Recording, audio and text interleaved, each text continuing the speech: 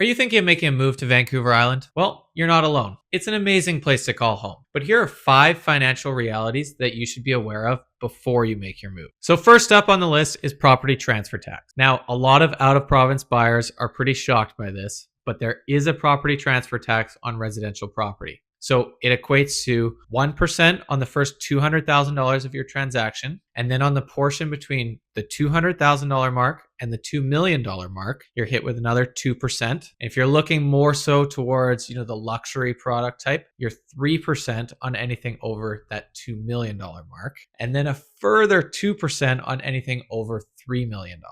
So it is pretty substantial. If you look at, let's say, an average property that's, close to about, let's say, the million mark, you're going to be hit with about $18,000 in tax when you put all the calculations together. Now, there are some exemptions. So first-time home buyers, you can get exempt up to about $835,000, in some cases up to about $860,000. But feel free to talk with me and I can walk you through how much you'd be exempt for and if it even applies to you. So second on the list are strata fees and special assessments. This shouldn't really come as a surprise to anybody. It's a pretty common expense on Vancouver Island and basically anywhere in Canada. Back home, you may call them condo fees. Here we call them strata fees. It's essentially the costs that go into, let's say in your condo complex or townhouse complex, into building maintenance, common insurance, hot water, that kind of thing. Now, the real key with Victoria specifically, and other parts of Vancouver Island as well, we have a lot of aging condo product here. So it's very important to understand the contingency funds, understand if there's any special levies coming,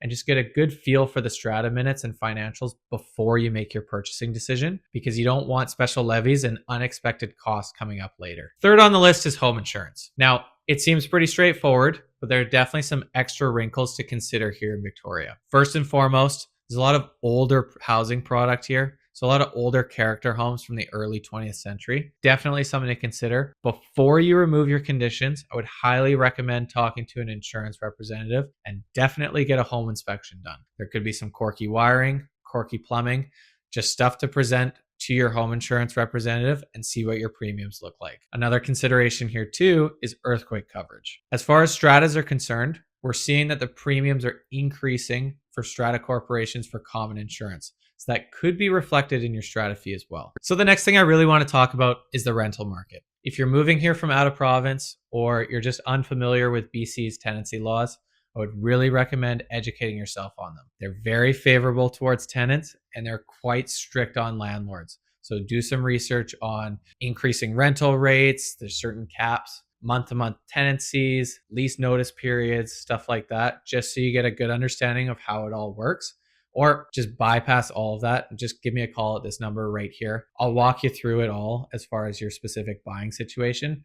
Let's say you're looking at, an investment condo to buy or a house with a suite. Do your research, give me a call. I'll walk you through everything. Now, another thing to look at too is Airbnbs. So for the most part, they're banned here in BC. So if you're living in a condo, for example, and it's not your principal residence and it's just, an investment condo, you're not going to be able to Airbnb there. If you've got a house though with a suite and it's your principal residence, you're living there, you can Airbnb that space. It's just got to be kind of in a favorable area for Airbnb. And the fifth and final thing I'm going to discuss in this video are closing costs. So first thing are inspection fees.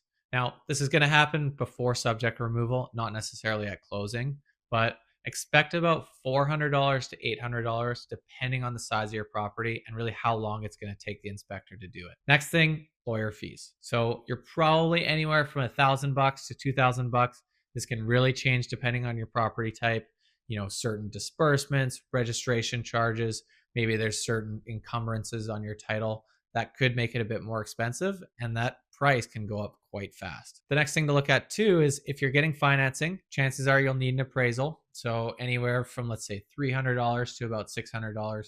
Again, it's really going to depend on your property type and how expensive that's going to be. These costs seem quite inexpensive, but you put them all together and it can be quite hefty. So I would really recommend putting together a reserve fund. You're going to have other costs, like you've got moving costs, maybe you have to get new furniture. Put some money aside, just something that you can dip into for your closing costs because they're going to come up fast. So there you go. That's 5 essential financial facts that you need to know before you make your move over to Vancouver Island. If you need help navigating the buying process, I'd be happy to walk you through everything. and go through all of the costs involved. If you enjoyed this video and you'd like more updates on Victoria real estate, hit that subscribe button. If you've got any questions as well, feel free to drop a comment below. I answer all of them and would be happy to discuss anything with you. Thank you.